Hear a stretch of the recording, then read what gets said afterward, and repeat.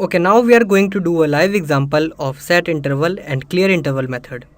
In this example, I am going to create a countdown system which will count from 5 to 0, then will give me a link to click. You might have seen on various websites that they have a countdown and you have to wait for that much seconds in order to get the download button. Now we are going to make something like that through setInterval. I want the user to wait for at least 5 seconds to get download link. So for that I have to create a script with a variable. So first I will declare a variable count, then is equals to 5. I have declared and initialized the variable with 5 because I want the countdown to begin from 5. Now I need a function which will be called every second. So my function, and its name is countdown. Okay, we will have to write some statements here in this function, but before that let's do some work on HTML structure. I am creating a heading and giving it an ID. So in HTML I have to write h1 tag, then its ID is equals to my heading, and here I am closing the h1 tag. Okay, so now I have the heading and the data or content in this heading will come through JavaScript. Now in this function I will write document dot write, then I will write, I don't need to use the write here I can use dot get element by ID, and the ID of my h1 tag is my heading. So I write here my heading. Okay, so through this way I have selected the heading which has ID as my heading.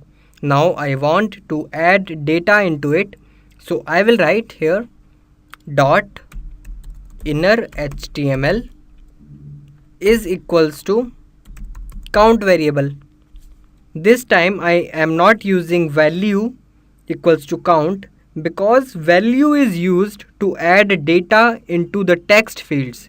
Here I want to add data in a tag, so I will be using inner HTML now. So this heading has now the value of count variable which is 5. Let's try it. So save this file and refresh your web page. So I think there is some mistake here. Okay, so I forgot to call the function and I will be calling this function using setInterval method. So here I will write where variable time is equals to setInterval, then setInterval, and in this parenthesis I will have to write the function name, that is countdown, and the time limit, that is 1000 milliseconds. So this will call the function every second. Save this and refresh the web page. Okay, here I'm getting 5. So this is calling function every second and showing me 5. Now we want to decrease it and call it every second. So in the function I will write count minus minus.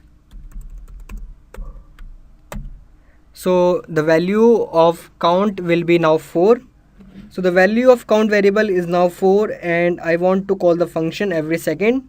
So outside the function I have written the setInterval method. So this variable time setInterval method will call this function again and again after every second. Okay, now save it and let's see how it looks. Refresh the page and here we are getting the countdown which is updating every second, and you can see the value of count variable is decreasing by 1 unit every second. Now the value has reached the negative we want to show the download link as soon as the counter reaches to 0.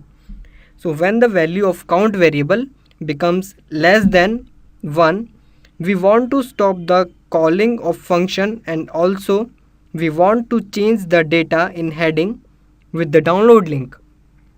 So in the function after decrement, you can check the value of count variable. So we have decrement here. You can check the value by using if count is less than 0.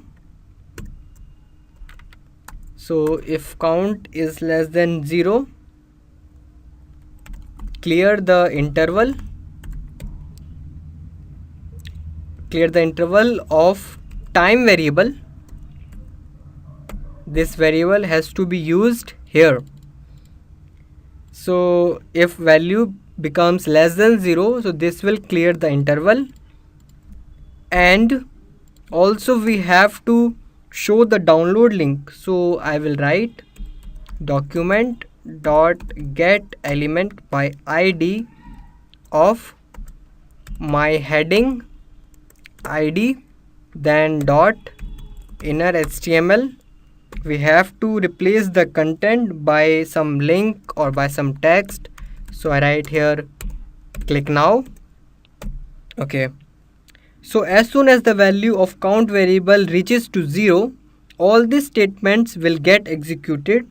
clearInterval method will stop the calling of function, so the value of count variable will stop updating.